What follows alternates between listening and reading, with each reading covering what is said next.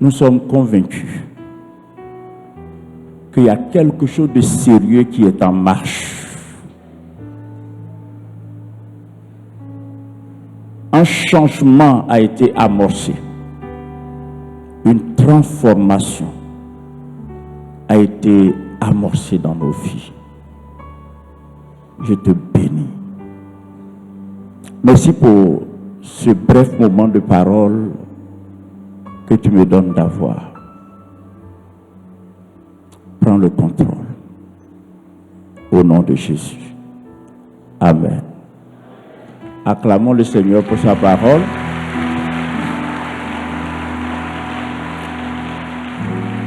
Prenons 1 Samuel chapitre 16. 1 Samuel chapitre 16.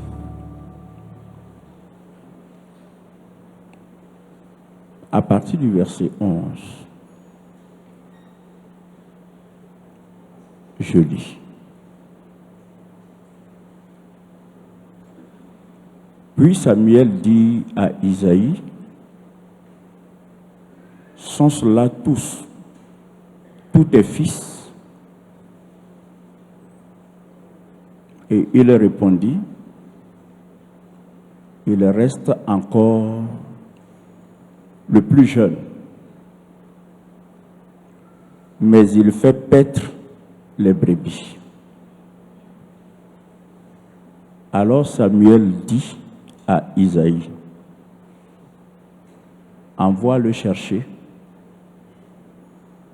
car nous ne nous placerons pas avant qu'il ne soit venu ici. Isaïe l'envoya chercher. Or, il était blond, avec de beaux yeux et une belle figure. L'Éternel dit à Samuel, lève-toi, oins-le, car c'est lui. Disons Amen à la parole de Dieu. Disons Amen à la parole de Dieu. C'est une histoire que nous connaissons très bien. Saül, le premier roi, s'était révélé défaillant. Dans sa défaillance, dans son déclin, il a irrité Dieu.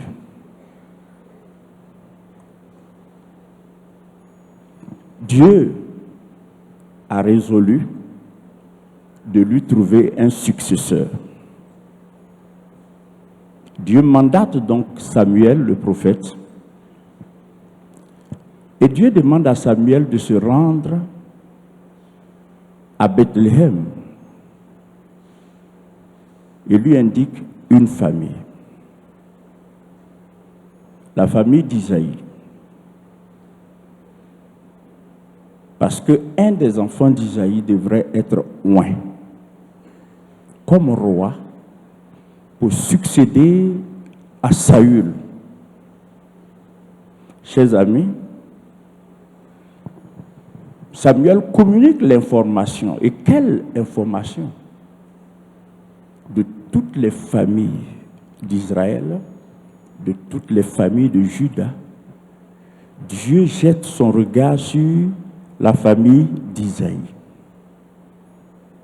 Et Dieu dit par Samuel à Isaïe, il faut rassembler tes enfants. Venez à une cérémonie. Au départ, Dieu n'avait pas prévu de cérémonie. Amen. Mais la mission était d'une telle délicatesse que Dieu, du moins Samuel a dit à Dieu, mais Saül est encore roi. S'il apprend que j'ai organisé une cérémonie pour oindre un roi, c'est un coup d'État. il va me faire tuer. C'est alors que Dieu va lui dire, fais comme si tu vas pour un sacrifice. Amen. Donc des fois Dieu est diplomate. Dis à quelqu'un, des fois Dieu est diplomate. Vous voyez, souvent Dieu tient compte du fait que quand il a remis l'autorité dans les mains d'une personne, l'homme peut en abuser. Et Dieu tient compte de cela. Bref, Isaïe rassemble ses enfants. Samuel ne connaissait pas les enfants d'Isaïe. Lui, il ne les connaissait pas. Isaïe connaissait ses enfants. Il les rassemble. La cérémonie commence. Le premier enfant d'Isaïe qui se présente avait une très belle envergure. Enfin, il avait l'envergure d'un roi. Samuel se dit, absolument c'est lui. Mais Dieu le disqualifie. Le premier enfant passe, le deuxième enfant passe, le troisième enfant passe, le cinquième, le sixième et le septième. Dieu n'a choisi aucun de ces sept. Et Isaïe est tranquille. Vous remarquerez que c'est Samuel qui va demander à Isaïe, ce sont là seulement tes enfants? Quelqu'un dit Amen. Il dit, mais ce sont là seulement tes enfants? Et puis Isaïe dit, non, il y a un autre. Il y a un autre, le plus jeune. Mais lui, il est en train de faire paître les brebis. Vous savez de qui il s'agit? David. Je n'ai pas assez de temps, mais en peu de temps, je veux vous parler de la nécessité de l'onction. Parce que ce soir, il va avoir l'onction d'huile, n'est-ce pas? Je veux vous présenter l'onction comme le moyen par lequel Dieu étend nos limites. Je veux vous présenter l'onction comme la rallonge divine. Je veux vous présenter l'onction comme la méthode par excellence qui permet à Dieu de se substituer à nous et de nous permettre de faire ce qu'il serait impossible pour nous de réaliser. Amen. Vous connaissez l'histoire de David. Vous savez tous que David est né d'une relation extra-conjugale. C'est-à-dire, il est né d'une mère qui n'était pas régulièrement mariée. Ce fait-là a accompagné toute la vie de David. David a été maltraité jusqu'à ce qu'il devienne roi. Est-ce que quelqu'un me suit? Il n'y a personne dans la Bible qui ait subi autant de maltraitance dans sa propre famille comme David. Quelques exemples suffiront pour que nous puissions comprendre cela. Premier exemple, il était le plus jeune de ses frères et cependant celui qui était envoyé dans les champs pour paître le troupeau de son père. Ce n'est pas normal. Revenons un peu en arrière pour voir que quand Jacob devrait envoyer ses enfants pour paître le troupeau, c'étaient les plus âgés. Parce que le désert était un lieu trop hostile pour que ce soit le Benjamin de la famille qui aille affronter non seulement l'hostilité du climat, mais la férocité des animaux qui pourraient menacer la vie des enfants. Mais c'est David qu'on envoyait.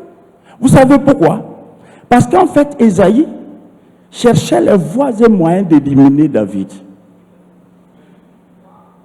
Parce qu'en éliminant David, il éliminait sa culpabilité. En réalité, chaque fois que les gens voyaient David, et que les gens demandaient à Isaïe, « Ah, tu as eu un dernier fils ?» Ça lui rappelait son escapade. Quelqu'un peut me dire Amen. C'est ainsi que toute la vie de David a été une vie de maltraitance. Une vie de maltraitance.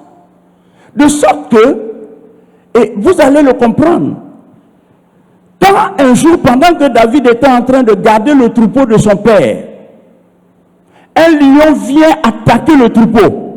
Tout logiquement, ma vie par rapport à la vie de brebis, de bétail, non, je laisse le bétail et puis je rentre à la maison. Mais non, David était dans un état d'âme qui était tel que il était constamment, en permanence, il était en quête de reconnaissance de la part de son père. Vous ne comprenez pas. En fait, il fallait poser des actes pour entrer dans l'estime de son père. Donc, il a mis sa vie en jeu. Il s'est battu contre le lion. Et il a tué le lion. Et quand il rentre à la maison, il dit à son père, « Papa, il y avait un lion qui était venu menacer le troupeau. Je me suis battu avec lui, je l'ai tué. » C'est resté un non-événement. En principe, un père qui n'est pas démissionnaire, un père responsable, ton dernier fils vient te dire, il y a un lion qui a menacé, je l'ai tué. Tu dis non, c'est fini cette affaire-là, tu n'iras plus là-bas. Vrai ou faux? Un père normal. Mais non. Quand David dit ça, en dehors du cercle familial, personne n'a été au courant de cette affaire. Un père normal aurait raconté ça avec fierté à qui voulait l'entendre. Mon fils là, mais il est brave. Mon fils là, mais il est fort. Non, le père n'a pas parlé de ça à qui que ce soit. Parce que David n'était pas le genre de personne à qui on devrait lancer des fleurs. David n'était pas le genre de personne qu'il fallait mettre en lumière. David était plutôt le genre de personne qu'il fallait reléguer il fallait l'éloigner au maximum. Quand il finit de raconter cette affaire, le lendemain, à l'aube, on lui dit, lève-toi, va garder le troupeau. Et il retourne encore. C'est comme ça que ça a été la vie de David. Et une autre fois, il revient et il dit à son père, papa, cette fois-ci, ce n'est pas un lion, c'est un ours. Mais lui aussi, je l'ai tué. Le père est resté dans une indifférence incroyable. Ça ne lui a rien dit. Pourquoi je dis ça? Souvenez-vous que plus tard, quand David se retrouve devant le roi Saül, et pour lui dire qu'il est capable d'aller combattre Goliath, le roi Saül, c'est comme si le roi Saül lui demande son CV. Et c'est là que David va informer le roi que lui, jeune qu'il est, il a déjà tué un lion et il a déjà tué un ours. Je veux juste ouvrir une parenthèse pour dire à quelqu'un, il y a des choses que tu as faites dans ta vie. Il y a des actes que tu as posés dans ta vie. Jusqu'aujourd'hui, ces actes-là sont restés dans l'anonymat total. Mais l'onction va te révéler. Je déclare ce soir même, ce matin, que l'onction va te révéler. Nous sommes dans une atmosphère qui va nous révéler. Dis Amen. David a fait tout ça. Vous vous rappelez, quand David se retrouve sur le champ de bataille et que Goliath apparaît, la première réaction de David, celui qui va tuer Goliath, qu'est-ce qu'on va lui donner? Parce qu'il a tué le lion.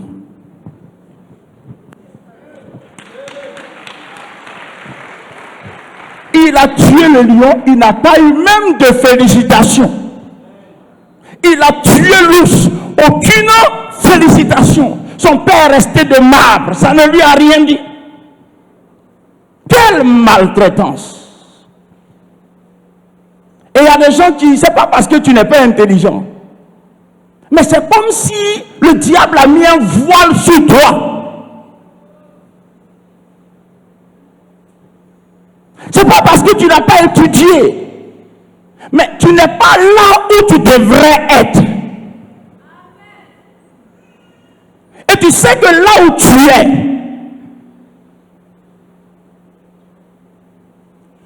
tu devrais avoir beaucoup plus que ça. Mais tu ne comprends pas pourquoi tu es là. En fait, la destinée de David, ce n'était pas quelqu'un qui devrait être maltraité. Il ne devrait pas être maltraité.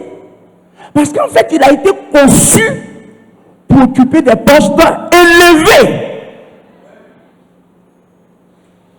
Mais, jusqu'à ce que David rencontre Goliath, personne ne le connaissait. Il a trimé. Et puis un jour, Dieu dit à Samuel, tu vas aller oindre un des fils d'Isaïe. Vous me suivez? Et puis, pour faire bref, Samuel arrive à Bethléem et le jour même de la cérémonie, Isaïe rassemble. S'il vous plaît, Isaïe sanctifie 7 fils. Il les sanctifie. Dis avec moi, il les sanctifie. Et puis il ne sanctifie pas David. David va. Un père normal qui aime son fils. Pour la première fois, le grand prophète Samuel dit qu'il vient rendre visite à ta famille. Une cérémonie. Même si le bétail doit mourir, le bétail va mourir. C'est tous mes enfants que je vais rassembler. Je ne sais pas si vous suivez. Non, il sanctifie 7 et le 8e n'est pas sanctifié. Je suis en train de raconter l'histoire de quelqu'un. Oh oui. Je suis en train de raconter l'histoire de quelqu'un. Il y a quelque chose qui va t'arriver alors que tu ne remplis pas encore les conditions. En fait, Dieu va manifester sa grâce sur ta vie. Dieu va te faire sauter des étapes. Oui, Dieu va te faire sauter des étapes. Je suis en train de raconter l'histoire très prochaine de quelqu'un dans cette salle. Dieu va te faire sauter des étapes. Quand Samuel arrive, la cérémonie de l'onction commence. Quelqu'un dit Amen. La cérémonie de l'onction commence. Quand la cérémonie de l'onction commence, vous savez ce qui s'est passé. Et Samuel dit à Isaïe, mais est-ce que ce sont là seulement tes fils? Dites-moi, est-ce que c'était à lui de poser cette question? C'était à Isaïe de dire, non, en dépit de toutes les dispositions que j'ai prises, aucun des 7 n'a été oint.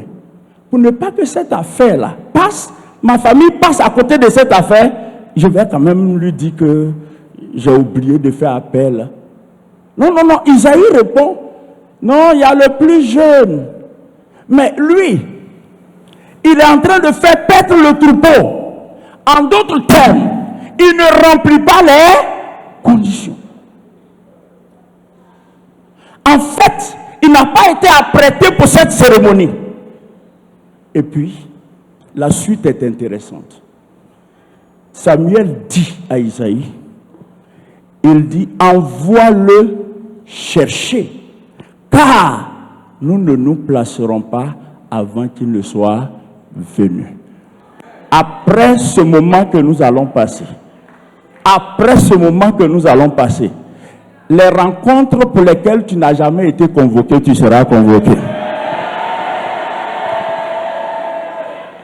Vous savez, il y a des choses pour lesquelles toi, les gens ne jugeaient pas utile de t'informer. Parce qu'il se disait que même si tu t'informes, tu vas faire quoi? Tu as des petits frères à qui on donne de l'information et toi on ne te donne pas l'information parce que vous n'avez pas le même niveau, parce que vous n'avez pas les mêmes moyens. Je déclare sur ta vie que les choses vont changer. L'ordre des choses va changer. Quelqu'un dit Amen. Les choses vont changer.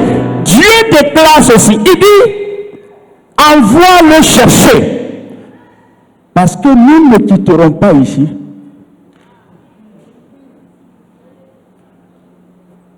Tant qu'il ne viendra pas. Tous les efforts ont été faits pour te repousser. Mais Dieu va te ramener là où l'on n'a jamais voulu que tu sois. En fait, comme l'homme de Dieu le disait tout à l'heure, la grâce, quand elle se manifeste, elle réalise ce qu'on a caressé de tout temps dans notre cœur. Cet homme David a subi maltraitance sur maltraitance, richesse sur richesse. Et ce jour-là, c'est lui qui focalise l'attention. L'attention du ciel, l'attention de la terre et l'attention obligée de ses frères et de son père. Acclamons le Seigneur. Son père est obligé d'attendre. Parce que quelque chose va se passer. Dis avec moi, quelque chose va se passer. Malgré lui-même, Isaïe envoie quelqu'un chercher David. Quand David arrive, Dieu ne permet pas à Isaïe de parler. Dieu ne permet pas à ses frères de parler. Dieu lui-même introduit David. Dis Amen. Dieu lui-même introduit David. Dieu dit à Samuel, lève-toi, oué-le, car c'est lui, je déclare. Je lève la main droite et je déclare que c'est Dieu qui va t'introduire. Là où les portes étaient fermées, là où il y avait difficulté d'accès, là où tu ne pouvais pas arriver, je déclare ce matin que l'Éternel va t'introduire au nom de Jésus. Oui, Dieu va t'introduire. Vous ne pouvez pas imaginer ce que veut dire être introduit par Dieu lui-même. Être introduit par Dieu, c'est bénéficier d'une recommandation divine. Être introduit par Dieu, c'est bénéficier d'une accréditation divine. Dieu va t'accréditer. Ta lettre de créance viendra du trône de Dieu.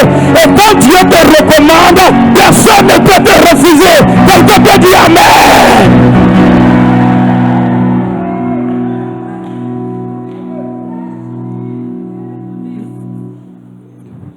Vous savez, il y a des plaisirs que Dieu ne partage pas avec les hommes.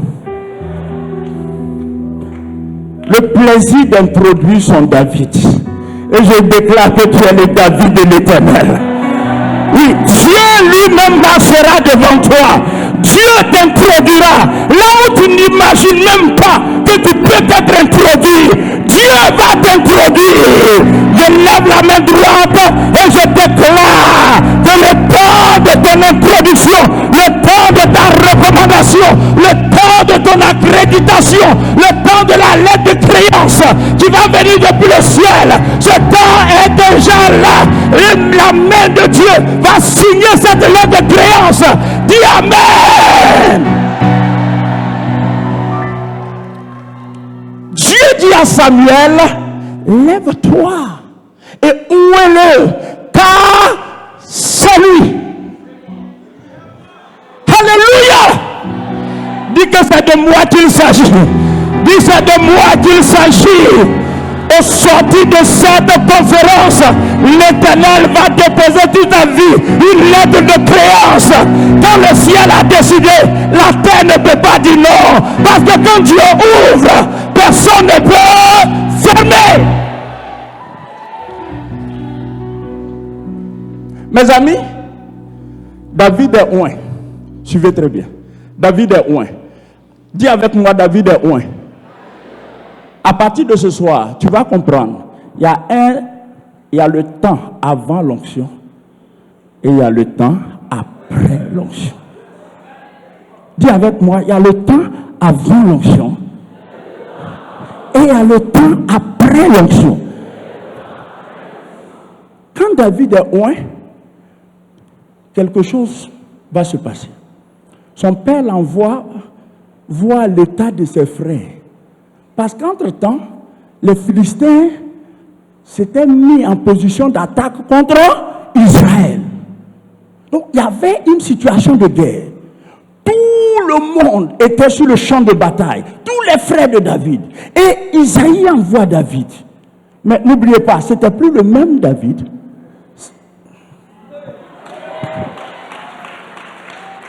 Le David qui avait tué le lion. Vous savez quoi? Quelqu'un dit, pasteur prêche. Il y a des choses que nous pouvons faire sans onction. Je répète, ne soyez pas gênés. Il y a des choses qu'on peut faire sans onction. On a eu nos diplômes à l'école, au collège, à l'université, sans onction. On a travaillé. Vrai ou faux? David a tué le lion sans... Il a tué l'ours sans... Sauf que tu peux tuer le lion sans onction, tu peux tuer l'ours sans onction, mais tu ne peux pas tuer Goliath sans onction.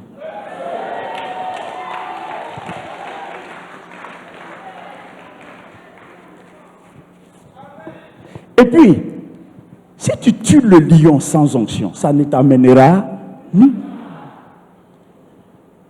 Si tu tues l'ours sans onction, ça ne t'amènera nulle part. C'est ainsi que nous avons fait des exploits par le passé, mais ça n'a pas été productif.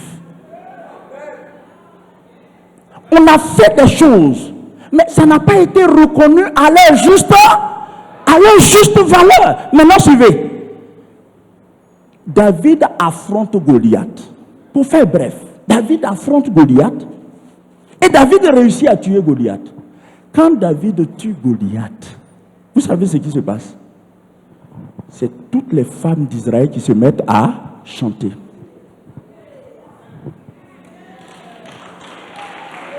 Hey, quelqu'un dit pasteur prêche. C'est toutes les femmes d'Israël qui se mettent à chanter. Écoutez, pour David, ce n'est pas juste un chant. Hein? Vous allez comprendre pourquoi Saül était jaloux.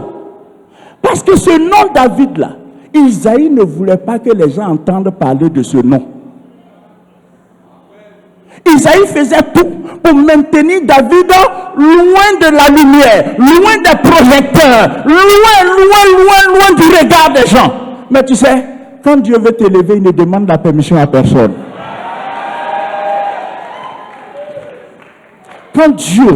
Quand le temps de Dieu arrive, et je crois que le temps de Dieu est arrivé, ce soir, ce qui a été dit, c'est qu'après moi, il y aura prière, il y aura onction d'huile. Ta vie va changer. Les femmes ont commencé à chanter. Saül a tué ses 1000 et David a tué ses 10 000. Et dans les rues d'Israël. Et puis, les grands frères de David entendent ça. Papa de David entend ça. Vous vous souvenez, quand David devra affronter Goliath, ses frères lui ont dit, oh, va là-bas. Orgueilleux. Vous vous souvenez? Et maintenant, c'est le nom de David qu'on chante. Quand l'onction a été déposée sur David, vous savez ce qui s'est passé? L'esprit a quitté Saül et l'esprit est entré en David. Et comme la nature a horreur du vide, en lieu et place de l'esprit qui était sur Saül, un mauvais esprit a pris la place. Maintenant, vous savez, j'appelle ça orchestration divine. En fait, c'est l'onction qui était en train de faire son œuvre. C'est-à-dire quand l'onction est sur toi, l'onction ouvre des portes. L'onction crée des situations favorables. Donc quand Saül va avoir des problèmes de démons, on va chercher comment résoudre ce problème et on informe Saül qu'il y a un certain David qui sait jouer à l'harpe. Et quand il joue, Les démons même tremblent. Alors Saül demande qu'on fasse appel. Saül dit à Isaïe, j'ai appris que ton fils a du talent. Il est capable de ceci, il est capable de cela. Je voudrais que ton fils vienne au palais. Et Isaïe va accompagner. L'enfant qu'on voulait tenir loin, Isaïe va l'accompagner au palais. Je dis, tu vas arriver au nom de Jésus. Là où les gens t'empêchaient d'arriver, tu vas arriver au nom de Jésus. Alléluia. Maintenant, écoutez. Je finis dans quelques minutes. On admet David au palais. Dis, on admet David au palais. Vous savez pourquoi on l'admet au palais? Ce n'est pas tant à cause des problèmes que Saül avait.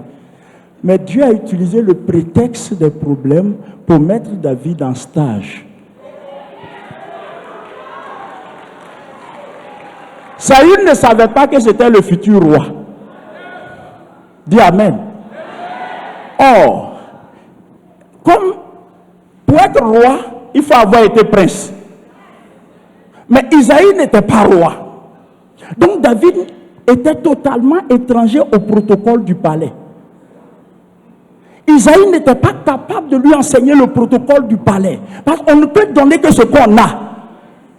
Comment David va apprendre ce protocole?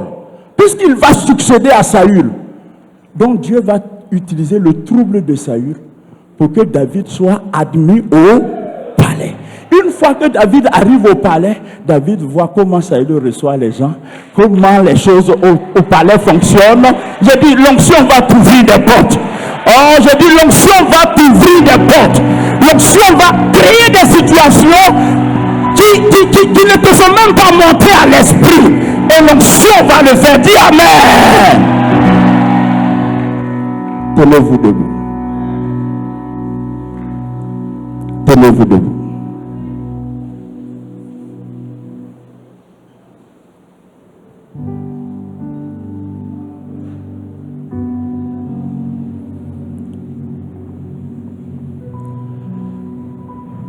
Lève la main droite.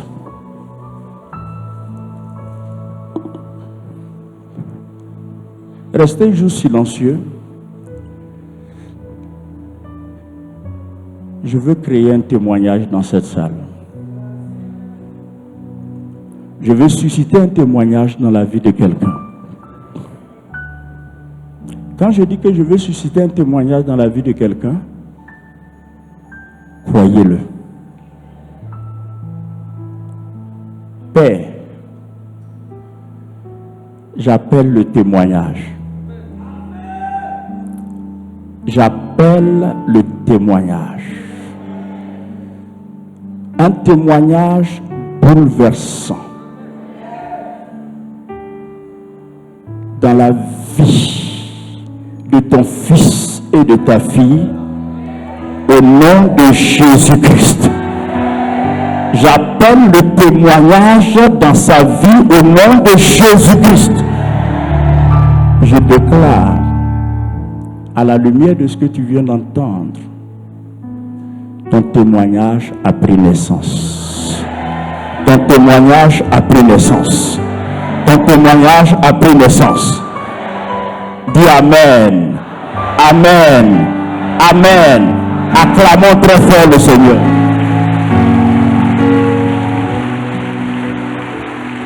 Restons comme nous sommes et apprêtons nos offrandes. Nous avons besoin d'offrir. Amen. En principe, comme nous sommes là, nous devrons être déjà prêts à ça. Parce qu'un tel moment doit être toujours soutenu par de tels actes. Donc on apprête nos offrandes rapidement avant que nous n'entamions la suite pour ce matin. Prends ton offrande et nous allons bénir. Prends ton offrande en main. Dis avec moi, Seigneur, une fois encore. Dis, Seigneur, une fois encore. Non, dis une fois encore. J'envoie mon offrande en mission. J'envoie mon offrande en mission. Au nom de Jésus, Amen. Amen. Bien, on va offrir au Seigneur.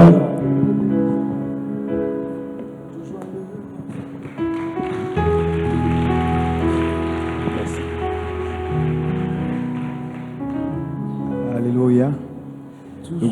Le groupe musical va nous conduire rapidement dans un cantique. Venez joyeux, bénissons le Seigneur. Chantons et célébrons ses louanges. Adorons